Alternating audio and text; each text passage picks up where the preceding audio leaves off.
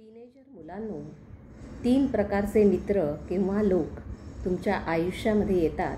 त्यांची पारख करायला शिका. म्हणजे कोणते मित्र संगतीत असावेत, कोणते मित्र तुमच्याबरोबर तात्पुरते राहतात आणि कोण ऐन वेळेवर साथ सोडतं, कोणते मित्र कायमस्वरूपी तुमची सोबत करतील हे तुम्हाला कळेल. मित्र किंवा मैत्री ही 3 प्रकारची असते. ती पहिली जी मैत्री किंवा पहिले जे मित्र असतात ना, ते झाडाच्या पानांसारखे असतात. हे तुमच्या आयुष्यात थोड्या काळासाठी येतात. तुम्ही त्यांच्यावर विश्वास ठेवू शकत नाही, कारण ते पुरेसे स्ट्रॉंग नसतात, कणखर नसतात.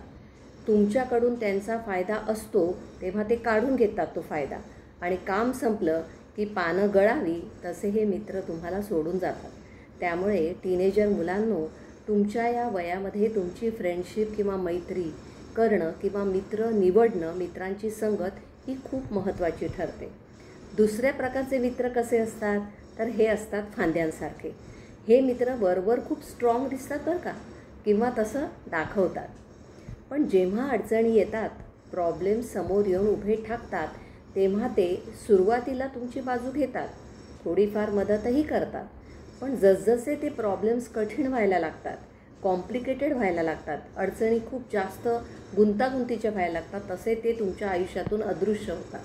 आता पहिल्या प्रकारचे मित्र म्हणजे जे पानांसारखे आहेत ते निवडायचे का जे फांद्यांसारखे आहेत ते निवडायचे, हे आपण ठरवायचं. तिसऱ्या प्रकारचे मित्र हे झाडाच्या मुळांसारखे असतात. हे मित्र ना मुलांना खूप महत्त्वाचे असतात. ते फक्त तुमचं लक्ष जावं म्हणून तुमची मदत नाही करत, तर कठीण प्रसंगात, अडचणीतही ते तुमची साथ सोडत नाहीत. ते तुम्हाला सपोर्ट करतात, तुमची काळजी घेतात आणि तुम्ही जसे आहात ना तसा तुमचा स्वीकार करतात. हे मित्र मैत्रीचा कोणताही ऋतू असला तरी तुमच्या सुखदुःखात कायम सोबत राहतात. मुलांनो, आज तुम्ही तुमच्या आयुष्यामध्ये कोणते मित्र निवडणार आहात त्यावर तुमचं भविष्य ठरणार आहे. कारण मित्र कसा असावा, तर संकटप्रसंगी अडीअडचणीला मदत करणारा असावा हे तर खरंच आहे, पण तो त्याच्या प्रगतीबरोबर तुमचीही प्रगती व्हावी म्हणून तुमची कान उघाडणी करणारा असावा. तुम्हाला फक्त श्रीमंत मित्र, तुम्हाला ज्याच्याजवळ सर्व प्रकारच्या सुखसोयी साधन आहेत आणि त्याचा फायदा मला घेता येईल असा मित्र निवडायचा आहे, की जो तुम्हाला आयुष्याची चांगली दिशा दाखवणारा, वेळ प्रसंगी तुमची चूक तुम्हाला दाखवून देणारा, तुमच्यासोबत सतत असणारा, सुखदुःखातही तुमची सावलीसारखी सतत सोबत करणारा, कधीही तुमची साथ न सोडणारा आणि वेळ प्रसंगी तुमचे कान उपटणारा सुद्धा मित्र हवा. मुलांनो, तुम्ही कोणत्या मित्रांबरोबर राहता यावर तुमचं या समाजामधलं जो काही मान आहे, आदर आहे, आब आहे तो ठरत असतो.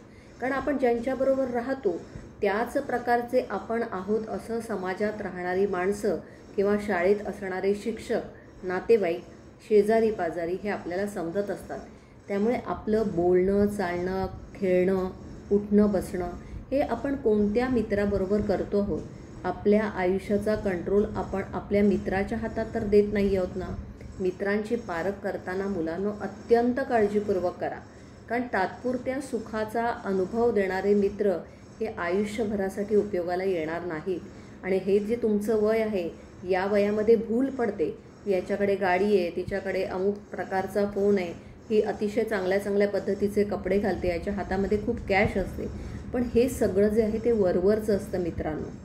मुलांनी हे लक्षात ठेवणं अत्यंत आवश्यक आहे, की तुमच्या आयुष्यामध्ये आत्ता काय महत्त्वाचं आहे ही प्रायोरिटी लिस्ट ठरवणं आणि त्यानुसार मित्रांची निवड करणं.